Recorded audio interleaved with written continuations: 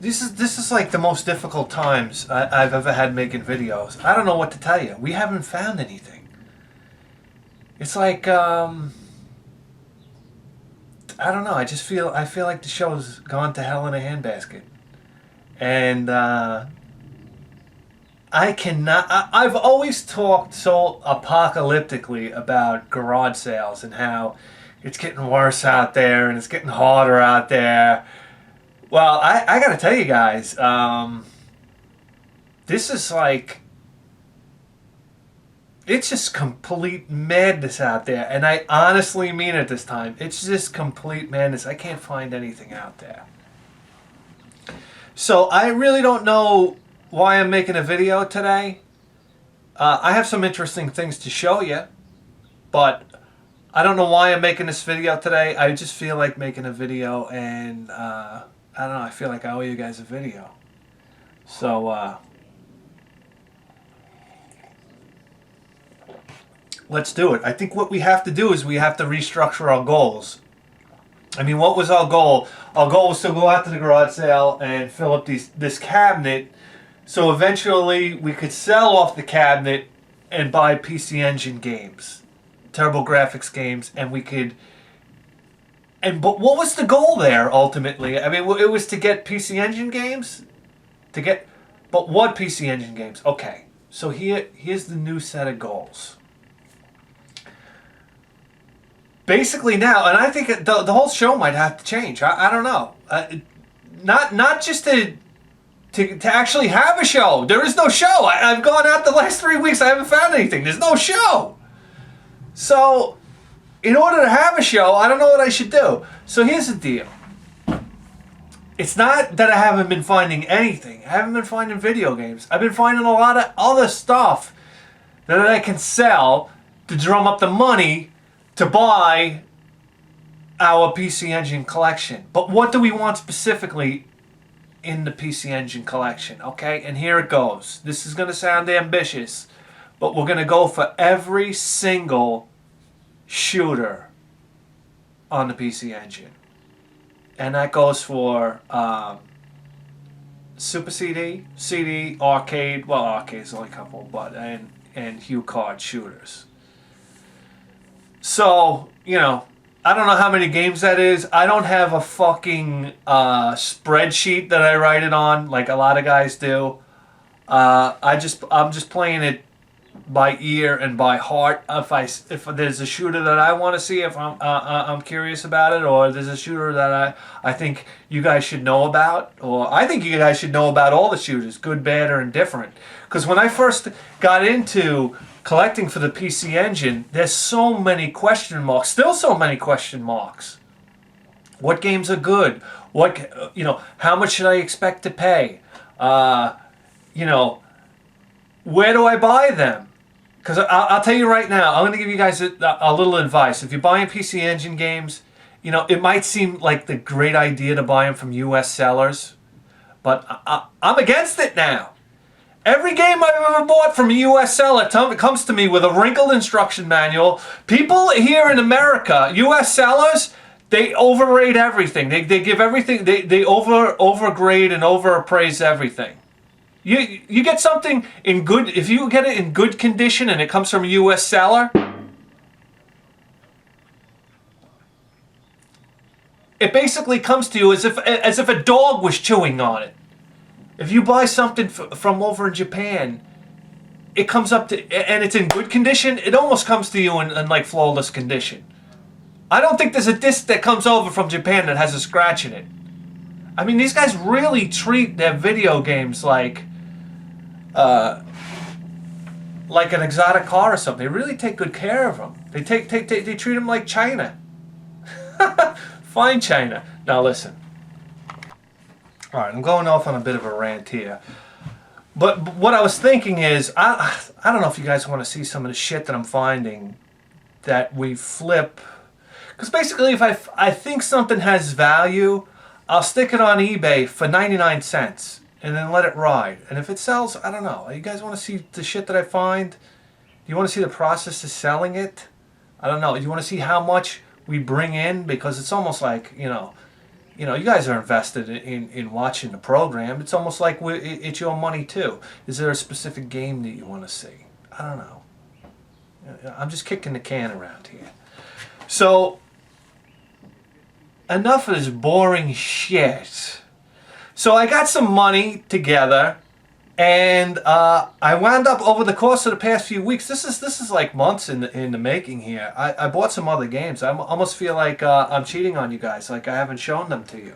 But they've been coming, you know, one in the mail, another one in the mail, and I'm like, oh, let me show those games. But then I'm like, oh, there's another one coming, you know. When you got to understand, when packages come from Japan, sometimes they take as much as a month to get to you. So it's like, oh, let me present these games to you guys. And I say to myself, oh, but that one's coming next, but that, you know, in like 3 weeks. And then by the time that one's coming, another one's on the way. So we got a handful of stuff here that I figured I'd show you guys, and I give you very, very, very first impressions type of insight about some of these games, because I've played most of them, and this is what I do with shooters. I'm trying not to bore you guys. A lot of you guys are bought, if you're into shooters specifically, or you're buying retro video games. I guess this applies more to shooters. What I'll do is, a big mistake to buy, you buy your one shooter and you're like, okay, I'm gonna focus on this one, because a lot of times I'm doing a review on one. So I'll take a shooter, for example, say it's R-Type. I'll bring it downstairs, I'll pop it in the machine, and then you say, okay, I want to be able to get through a few levels so I can present the game properly in a review. You know, so you could see a you know, a large, you know, amount of the game, and so you have a good idea what you're looking at. I'll start playing, and then I'll play until I get fucking frustrated, and then I'll just shut the game off, because inevitably you're going to do that with all shooters. And then you go upstairs and you think about it, and you're like, oh, no. And you don't necessarily want to play that game. It takes me a couple days to get back into it again. So what I do, and this might be a good idea for some of you guys, I don't know. I find that if I have 3 shooters in rotation, this works great. So say I'll have R-Type, I'll have Super Raiden down there, and I'll have, I don't know, Salamander. And what I'll do is I'll play one until I get completely sick of it, swap it out, put a new one in, and start there. And I find that by rotating, it makes me want to come back to the other one a little bit faster. And I got news for you. Playing all these shooters, I don't want to brag. I'm not the best shooter player of all time. As far as I'm concerned, I'm still very horrendous. But I got to tell you something. I could play the way I play right now and go back and kick my 13-year-old ass. My hand-eye coordination for shooters has gotten scary, better than I thought it could ever get. And trust me, it's not that good. I watch other guys play. Other guys are phenomenal. But really, you want you know, hand-eye coordination, I don't think you can do any better than shooters. What other type of game? Platformers? You know, what other type of game? All right. Here we go. All right, so the first question I want to ask you is, did I get a good deal on eBay? I'm thinking maybe I might have got a good deal on eBay. For the first time in my fucking life, I think I got a good deal on eBay. So I was cruising around there, and what I do is sometimes I check PC Engine lots. And the biggest mistake you can make if you're searching for PC Engine games is to search for PC Engine lot. Because what happens is, they'll put up a whole... Sure, you'll get a huge fucking lot of games. 100 PC Engine games. But it's like F1 Rally, it's all the sports games, it's all the RPGs that you can't play because you can't speak Japanese. Oh, and I got a great idea. Oh, I want to put up a Kickstarter for it, okay? Check it out, guys. This is a game changer. And I know I'm going on and on. I want to develop a pair of glasses. Binhead 1000 came up with it, by the way. I want to develop a pair of glasses that when you put it on, it translates Japanese text into English text. Game changer! Literally, game changer! I'd pay $1,000 for those glasses, because then I would be able to play all those wonderful Japanese RPGs. Could you even imagine? Alright. Anyhow. So here we go. I just happened to be scooting through eBay, and I saw 4 PC Engine games, all games that I wanted, and they were for $89. And I think that I think that was worth the price. I think I got a good deal. I really do. Okay, here we go. The first one is Honey in the Sky, which is a really interesting shooter for the PC Engine. Honey looks like a dildo, but in actuality, this is actually, if I'm not mistaken, like a funeral doll in Japan or something like that, like a traditional funeral type of doll. I don't know. It's weird. It's a very weird shoot 'em up. Did I say shoot 'em up? It's a very weird shooter that it's made by Face. This is my first experience playing a shooter by Face. And it's just one of those really quirky Japanese type of games, Japanese shooters. And I happen to really like it. It has a really neat feature where when you destroy enemies, it's almost like accumulating money. And you can pause during the game and almost go to a shop automatically and upgrade weapons in-game. You can't do it while you're fighting bosses, though. A pretty neat game. Interesting, like geometrical pattern type graphics, and one that I've been hunting for. The next one is, this is not a shooter, but it's a very interesting platformer slash RPG, action RPG, I would say, kind of along the lines of Zelda. I don't know the name in Japanese. I know it's Valkyrie something. It's this like Viking girl or whatnot. And this is a quality game right here. This is a quality action RPG. I only played the first 3 levels of it, and it's a lot of fun. There's a password system. Password systems in Japanese, it's a bit annoying. When you buy items and stuff like that, they're in Japanese, so you kind of gotta figure it out. But that can be part of the fun. Really solid game though. Really good controls. Interesting weapons you can pick up and whatnot. Very much like Zelda or Nutopia, something like that, with maybe upgraded graphics and just maybe a faster style of gameplay. Great game. Great game. And also another one I've been looking for a while. Here's another one by Face. This is Honey on the Road, and it's not a shooter.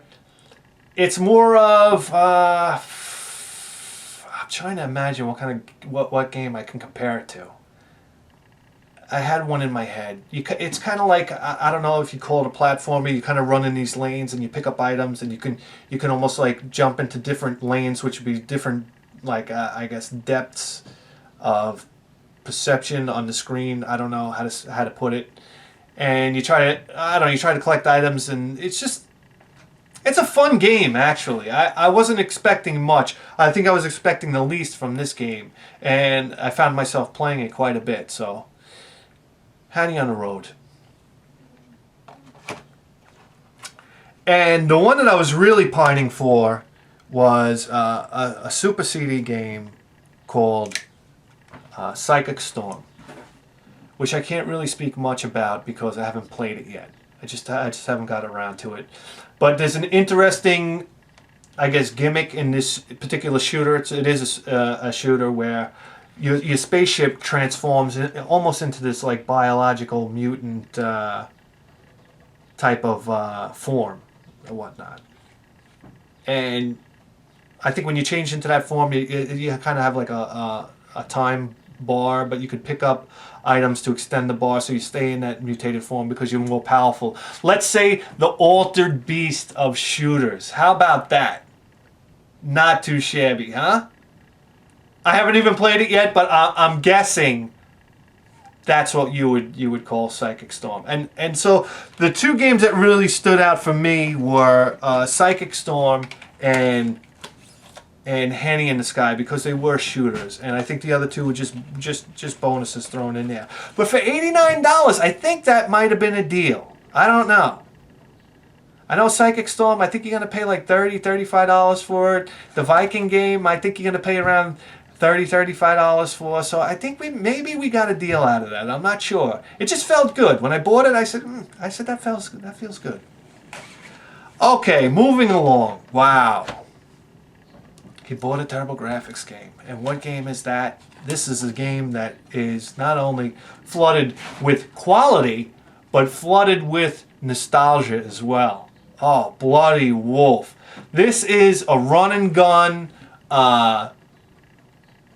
it's just a run and gun shooter. It's awesome. This is a terrific game with a terrific storyline, with music that'll knock your dick off. I mean, listen, you can play the Super CD games, and you know something? You have to understand something. When you buy the CD games, Super CD games, and CD games and whatnot, sure, you're getting, real quality music. You're getting the actual music, that you would hear anywhere. That was the whole gimmick with CD. I can hear real music while I play my video games. Well, guess what? That was cool back in the day because it wasn't possible. But now it's completely possible. So you kind of expect good music when you put on your CD games, your Super CD games and whatnot. But I find it so exciting to find chip games that have this incredible music. And Bloody Wolf is no exception. I mean, Bloody Wolf has... I got to do more research into... you hear these Japanese names and it goes in one ear and out the fucking other. I don't know who, Yugazero Yamamoto is or whatnot. I can't keep that in... I'm not smart enough to keep that kind of information in my mind, but I'd love to know, who created this music and what other games he created music for, because I guarantee you, whatever other work he did was fantastic as well. But this is great. You go in, I know there's one place where you get steroids. They're called muscle-enhancing pills. And that was always a big thrill. You get flamethrowers, the grenades, rocket launchers. I mean, you could play 2 players simultaneously. What were the guys' names? Eagle, and I think the other guy's name is not important. Anyway, Bloody Wolf. One of the. I hate people that call this a Contra clone. It makes me want to jump through my computer screen and just fucking smash him right in the face, because it's not a Contra clone. It's a completely different game. You can ride motorcycles in this game. It's awesome. It's awesome. Bloody Wolf, highly, highly, highly recommended. Okay. This is one that really pulled me in, and that's Alzadik 92 Summer Carnival Edition. I don't know if you can see that. Yeah, Summer Carnival Edition. And this is something I've talked to you guys about before. Carnival or caravan modes in shooters, where they're timed modes where you try to get as many points as possible. This is something for the serious shooter fan. I know a lot of people aren't too into it. It's abbreviated, a lot of times it's abbreviated versions of a game where it's just these 2-minute, 5-minute point modes. A lot of times they'd use these for competitions, or carnivals, I guess they were called. But the mode is called a caravan mode. And interesting game. This game is really for the hardcore shooter fan. I mean, if you're not into caravan modes, and you want more of a story mode or a complete game, then you might want to steer clear of this. But oh, what did we pay anyhow? Bloody Wolf. I think we got a deal on this. I think I paid like $45 for this. Is that a deal? That's not even a deal. You know what? Bloody Wolf was one of those games that I could possibly find at a garage sale, but I just wanted to play it so badly that I cracked.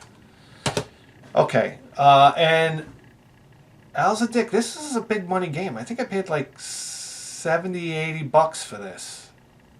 And if you're not in, like I said, if you're not into caravan mode, then this game's not for you. Okay, on the flip side, here's a very affordable game, and this is Volfied. I'm not exactly sure how to pronounce it. But this is a takeoff on a famous arcade game that I don't know the name of. And basically what you do is you drive a ship around the screen. It's a very basic puzzle game where you drive a ship around the screen and you try to encapsulate parts of the screen and then they disappear. And you have to get like a certain percentage of the screen to disappear. And then you clear the level and you move on to the next. And as you progress through the levels, there's more and more enemies trying to stop you from doing exactly that. This is a great game. This is a great... You know, it's the old cliche, pop it in and play it for 5 minutes. But it's like one of those games that you could just pop in, good arcade action, hell of a challenge. It's one of those games that seems like it should be a lot easier than it is until you start playing it and you get your ass handed to you a few times. So that's Volfied. I think we paid like $20 for this. Maybe like $15 to $20 for that. Okay. Tato. Interesting. Tato. Okay, and then here we go. Here's a shooter that I bought strictly out of curiosity. And a lot of people talk about this game and say it is a decent shooter. And it is a decent shooter. And it's called Cho Aniki. I think Cho Aniki. I'm probably saying it wrong. But I think it's called Cho Aniki. And the thing with this game is it's a very oddball type of shooter. You're like, you could pick from a man or a woman, and you're like, I don't know, maybe like a superhero type, and it's like these flying muscle guys that follow you for options, and the enemies are all very interesting. It's a very interesting game, a very creative game, with very interesting music. I'm sure a lot of people know about this game. It's one of those oddball games that a lot of people talk about when they talk about the PC Engine. You know, it's one of those games that makes you scratch your head and say, you know, well, what kind of drugs are they doing over in Japan? But it's highly compelling, very interesting. I love this kind of stuff, really quirky. And the follow-up game to this, which I can't remember the name for, if I remember correctly, is even stranger. But there you go. I think we paid $50. $50. I'm not concrete on these, but ballpark $50. Okay, here we go. Here's a game that I put on and I beat almost in the first sitting. I played it all the way through. I was that taken by it. And that is Download. And here's one. This is a shooter like no other shooter you'll ever play before. And when people discuss their top 10 shooters for the PC Engine, this is always honorable mention. Everybody they talk about, you know, the old standbys, but then everybody has to mention Download as honorable mention. And the thing that makes this game exciting is the moving back, the parallax scrolling, number one, will make you fucking dizzy in this game. Sometimes there's like 15 to 20 layers of this rapidly scrolling parallax. It's almost like it's shocking to see. And I love that type of thing. To me, it seems like a limits pusher, you know, like a system limits pusher. And you ask yourself, you know, if your TurboGrafx or your PC Engine can do that, what else can it do? And it has a lot of interesting graphical effects. In this game, there's what seems like a really interesting storyline. I don't know it because I don't know Japanese, but it seems like a really interesting storyline. And I'm going to take a guess at it. I don't know. You were chosen to be like, to go into almost like a matrix. You connected, you know, into a matrix, and there are levels where you're flying your ship normally, and then there's levels where you're flying in the matrix. And graphically, when you're in the matrix, it's like fucking mayhem. There's a lot of like geometrical shapes and changing around, and like really interesting things going on graphically. All cutscenes between levels. I'll have to say some of the levels seem a little, I don't want to say cheap, because some of the enemies come off maybe a little repetitive, maybe not enough, maybe not animated so well. I think that's where download might fall short.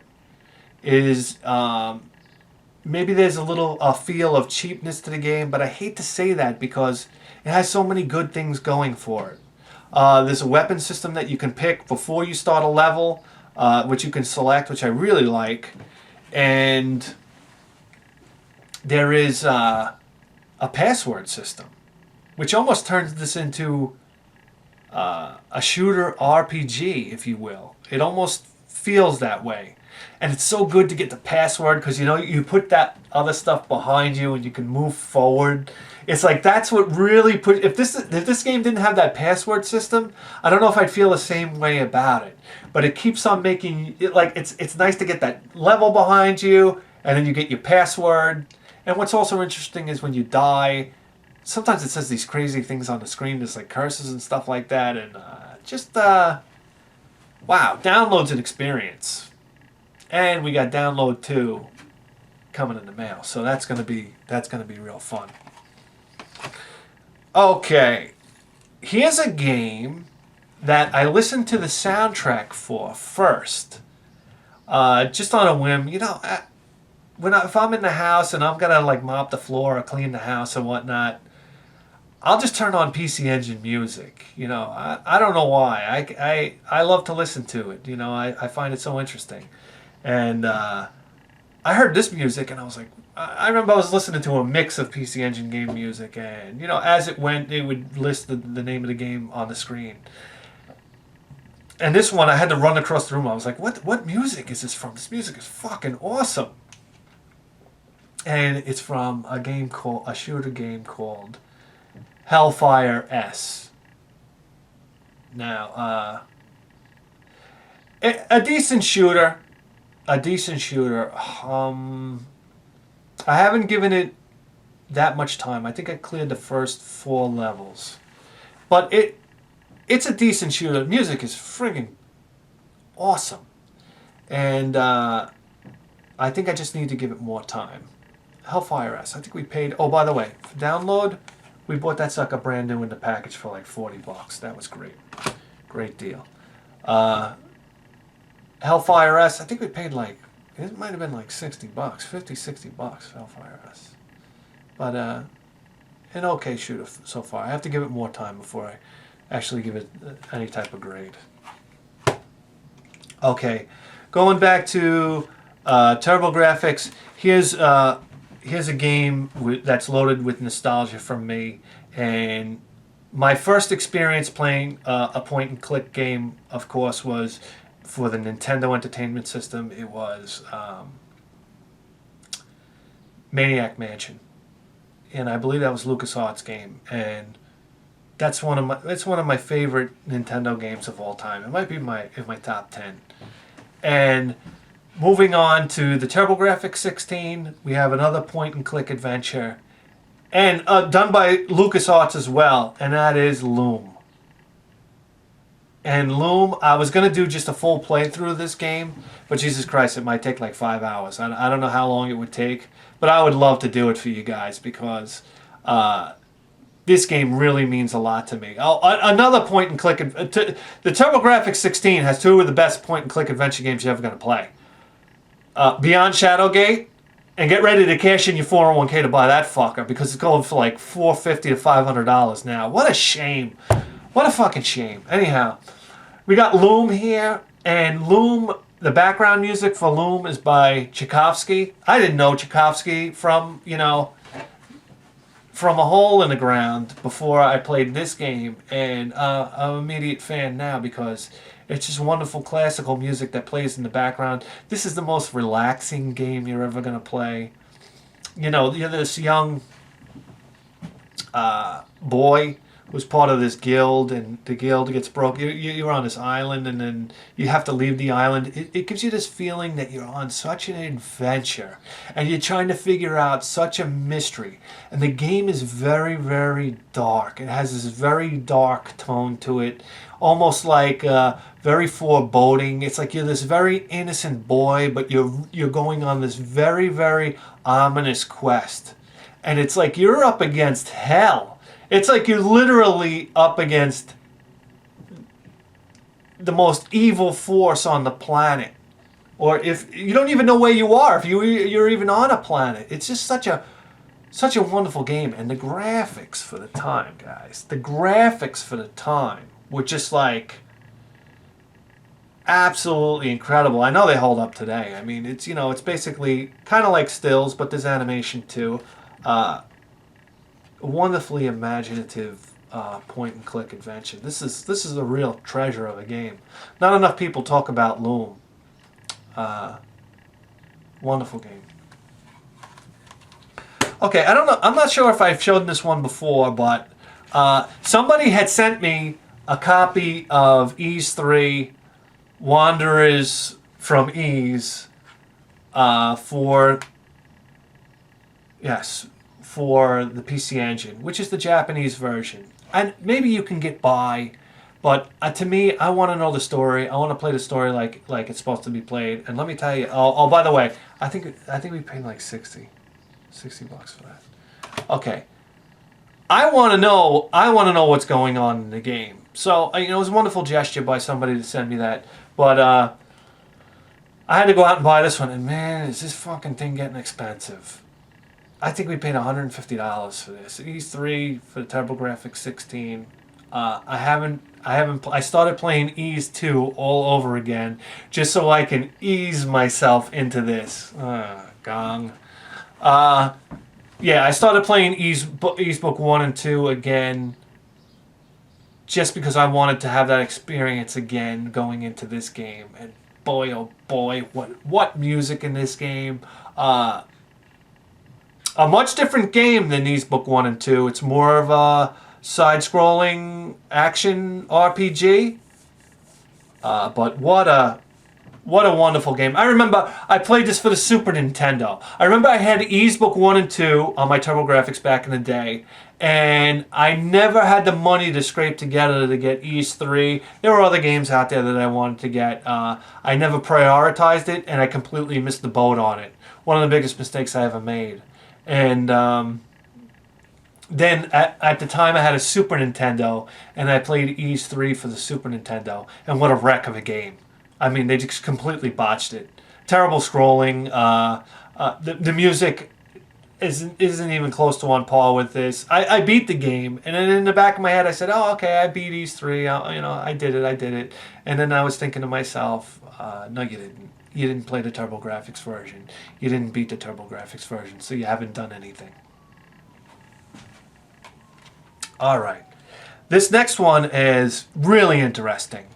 And that's because when I bought it, I was so disappointed. I took it out of the machine, I put it back in the case, and I threw it in the closet, and I forgot about it. I bought this one a long time ago. This was one of the first PC Engine games I ever bought. And I was ashamed to talk about it. I said, I can't believe a game could be this bad. And it was Game Ground SX. And that's only because I had Game Ground for the Sega Genesis, and I used to love that game. So I said, oh, it's got to be better, TurboGrafx. It's a Super CD-ROM, right? When I popped it in, the graphics were very blocky, very unrefined. It almost seemed like the Genesis version had better graphics. I was so disgusted. I played a couple levels. The characters were so slow moving. I said, what the hell's going on here? This is like a complete de-evolution. Let me tell you something. You can run into some bombs for the PC Engine, okay? You wanted a great example? Play Golden Axe on the PC Engine. It's one of the most disgusting pieces of vomit that I ever stuck inside the machine. But anyway, recently, I was going through my closet. I said, Game Ground, remember that fucking piece of shit?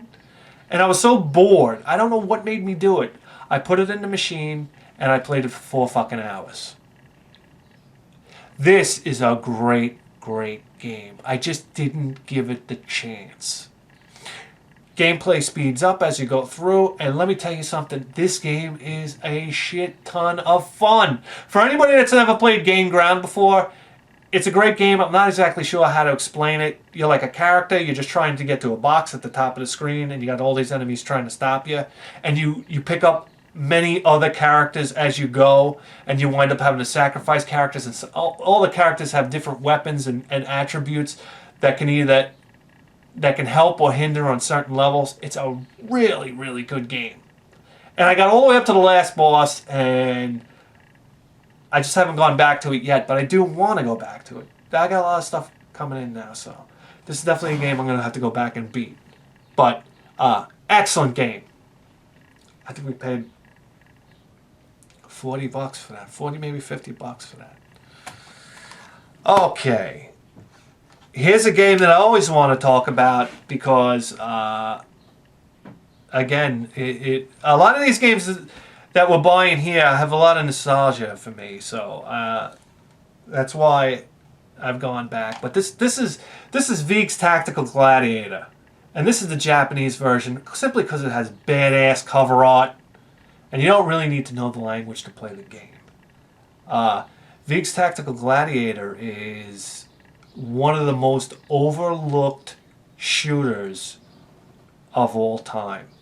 And there is such a strategy to this game. A lot of people pop it in, they get to the second level, and then they die and they just give up on it. But there is such a strategy to this game.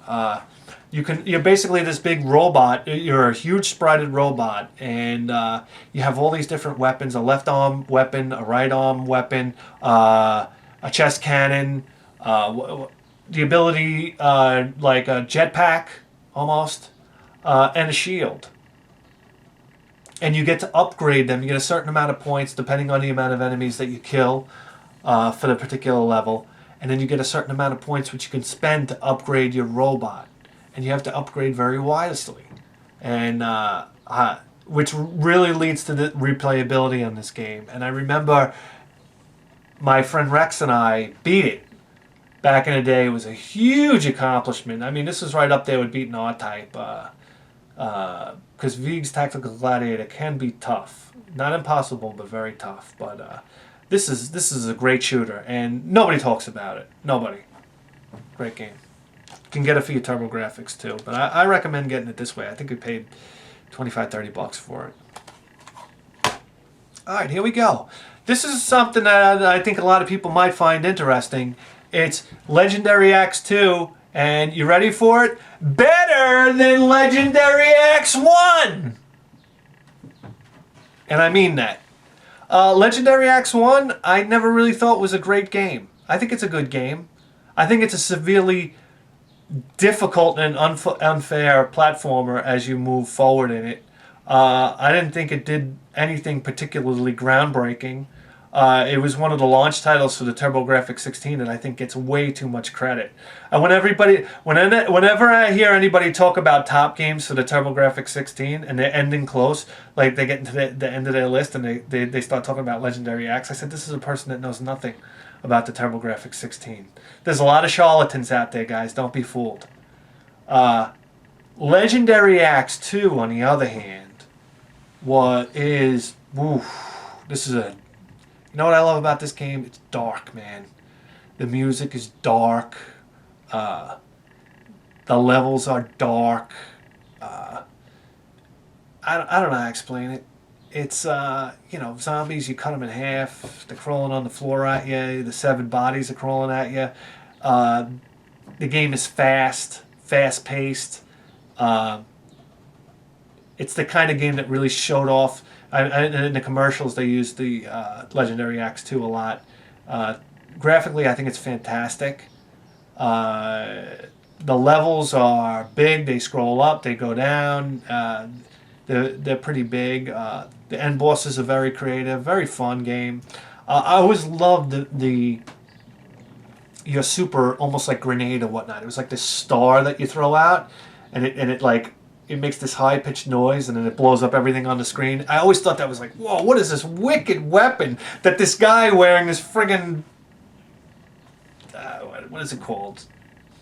Little skimpy bikini bottoms is where he's pulling this fucking hand grenade out of nowhere, or whatever it is. Anyhow, Legendary Axe 2 is cool. You could have a sword or an axe or even a chain with a spike on the end of it, which gave you the option to hit diagonally. It's Legendary Axe 2. The music on here is absolutely sensational, man. It's brutal. Great game. You want to talk about fucking music? Are you ready for this? Oh, Legendary Axe 2 is expensive. $45, $50, something like that. Well, you want to talk about music. All right, you guys ready for this? To hold on to your hats. You want to talk about music? You never heard video game music like this in your life. Shadow of the Beast. What a history Shadow of the Beast has. Been ported to so many games. The first time I played Shadow of the Beast, I played it on the Sega Genesis.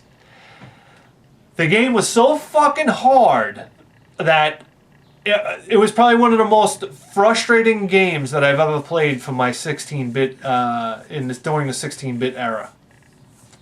The hit detection was horrendous. But what made you want to play it is it was so quirky and so strange, and it was so many oddball monsters that you just wanted to keep on playing it and get a little further, and just see where the hell is this game going. It's so imaginative. And from what I understand, this started out on the Amiga computer, and then it went to the Sega Genesis, and then it went over to the TurboGrafx 16 and the PC Engine.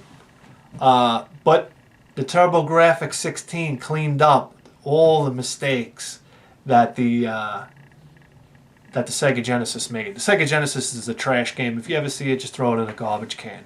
This game, on the other hand, it's a beautiful game. I don't know how to explain it to you. It's not going to be the best side-scrolling. Wouldn't even call it platforming. There's not too many platforms in it. It's just this really interesting side-scrolling, puzzly, a little bit puzzly type of game with sensational graphics and a beautiful soundtrack to boot. It has this really the graphics. I don't know how to explain the graphics. The graphics are so interesting. A lot of scrolling with a lot of imaginative enemies. I don't know who drew up or the ideas for this, but that was one of the things. The monsters are so interesting, and it's like, where am I? And it's like you're you're in Alice in Wonderland and the Twilight Zone and a monster movie at the same time. It's one of these. It's kind of a laid back game that you can go through, and it's not that difficult. I think it's got like 5 levels or something like that. And for the time, Shadow of the Beast, at least on Super CD-ROM, because of the music and the graphics and whatnot, this was really an interesting game. And I owned this one back in the day, and it does have a lot of nostalgia for me. So, there you go. I guess it's up in the air which is better, the Shadow of the Beast for the TurboGrafx or the Amiga. I don't know. I guess guys would argue either way. You know, I've seen the Amiga version. It looks nice. But this will always be the version for me. And lastly, wow, we're on a real nostalgia train here. This is a game that I had for the Atari Lynx. Could be the best game made for the Atari Lynx as far as I'm concerned. And that is, it's called Slime World here. On the Atari Lynx, it's called Todd's Adventures of Slime World. And it's a great game for the Atari Lynx. It's a completely shit game for the Sega Genesis, and it's a game on the PC Engine. But I had to have it, even if it was a shit game, because it just means so much to me. Slime World. I don't know how to explain it. Just anytime I see that environment, that Slime World environment, and this is cool. It has a cool cutscenes in the beginning. Guys like cigarette smoking, broad sitting there like tits popping out of a blouse. I mean, the Japanese have a great style when it comes to art. They don't hold back, you know. And he's like, they got to land on this mutant planet. You get a basic idea of the story, but this is a pretty neat game. I haven't given it enough time, but to me, the Atari Lynx version, where you could connect 2 Atari Lynxes with the comm cable, and in the game they have something called the Mega Bomb, which is like, it's like a fucking nuclear bomb. If you're on when you go into levels, it's like different chambers, right? You throw a Mega Bomb and then you hit the road while your friend's in the you'll see your friend on the map. And you'll go into a chamber that he's in, and you toss a Mega Bomb, and it's like this little bomb that comes out, and it's like,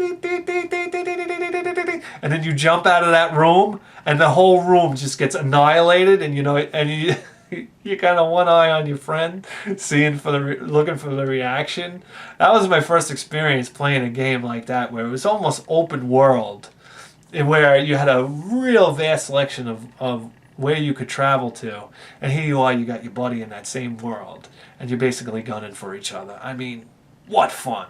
What fun. So, I mean, there it is, guys. We're a few steps closer. I know a lot of these games weren't shooters, but we're a few steps closer to our main mission, which is a complete shooter collection for the PC Engine. Could you imagine? Can you just imagine how fucking cool that would be? Anyhow, guys, you just tuned into the greatest video game program in the history of human civilization. I'm your host, Spithead 1000, and we'll see you next time.